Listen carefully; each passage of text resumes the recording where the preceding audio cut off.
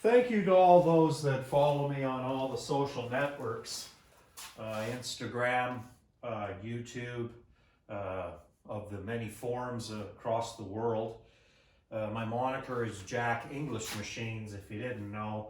And I've been spending a lot of time on Instagram and have sort of neglected my YouTube followers. And so this will be loaded up into my YouTube channel, Jack English Machines. And let me go over what I've been working on in the last month or two.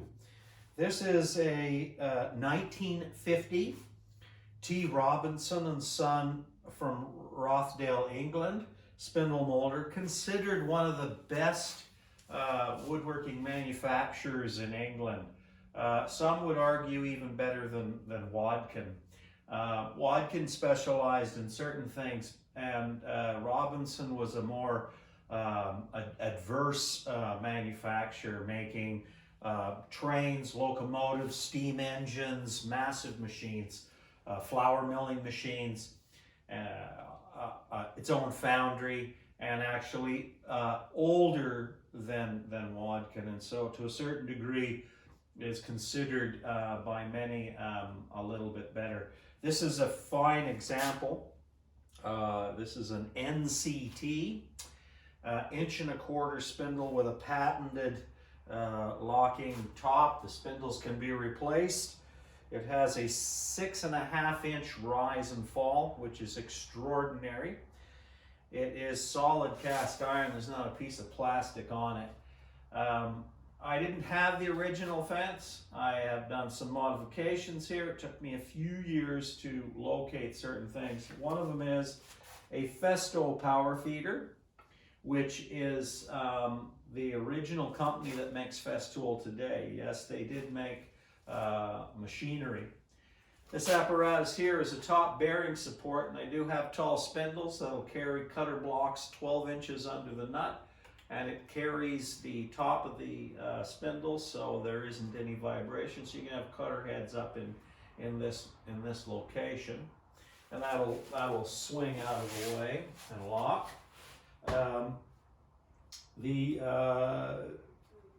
condition of this was pretty poor. But it is something I've always wanted to intrigue myself with, was Robinson and how well it was made. There's definitely differences from Wadkin, and they both have their own merits. Their pattern work is far more sophisticated than Wadkin's, I would say, and certain things are nice. I'll come in and I'm going to show you some of the modifications and some of the features. Okay, so currently what I'm working on here is I manufactured this, and that's because I made a dust collector shroud out of copper waste pipe, and I had this leftover half piece. Now this is a little pattern ring guard, and it can be bolted on anywhere, and it would it would protect when you're doing pattern work, stuff like this. This particular spindle is a stub spindle, and you can float work across. So this kind of guard would allow you to do pattern work. You can bolt that on anywhere. The fences are Brazilian rosewood with hold downs. I have removable steel lips, which are machined in parallel. The plates both slide in and out, and there's adjustments on the back. And of course, these can be removed. I'm still, only about 2/3 through the whole setup. Let me show you what this guard will do. So as I said, you can bolt that anywhere you want on the fence to use as a guard for when you're pattern shaping, but it can also be installed on the fence here. Sorry if I'm blocking the view, and give you guarding for above the spindle. So if the cutter block is in here, we can close in that bit make better dust collection. Okay, this can go in behind the fences and they can close in and fill that in. Okay, and so let me give you a handheld view of how things are coming together. I've got the letters painted. The electrical work is all done.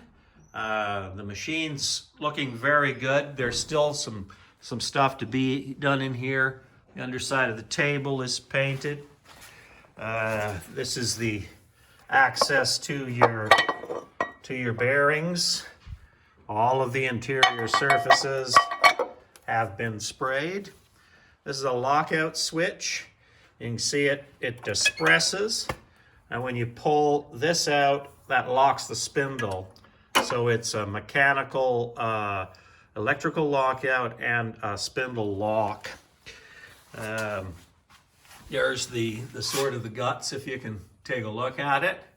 She's a beautiful, beautiful spindle. The ways are hand scraped. She's as smooth as molasses. The guard that I have here came out from this waste T-pipe, which are made out of copper, and the other half of that got used for that. I hate to see it get wasted. Here's the back motor cover. It's Electric English Motor Company, completely rebuilt. That's your tension. All the electrical devices have been reworked. It was in pretty poor condition. Interiors of the motor are red. I don't know if you can see that, and it's pretty fantastic. I believe this isn't the fence that came with it, but it's maybe an SCMI 80, maybe a 70s vintage that I've retrofitted. Made all of the handles, including all of these. So this little guard here is the last thing I've made, and I'm about 2/3 done. Thank you, my YouTube and Instagram followers, for following along. I'm about 2/3 done.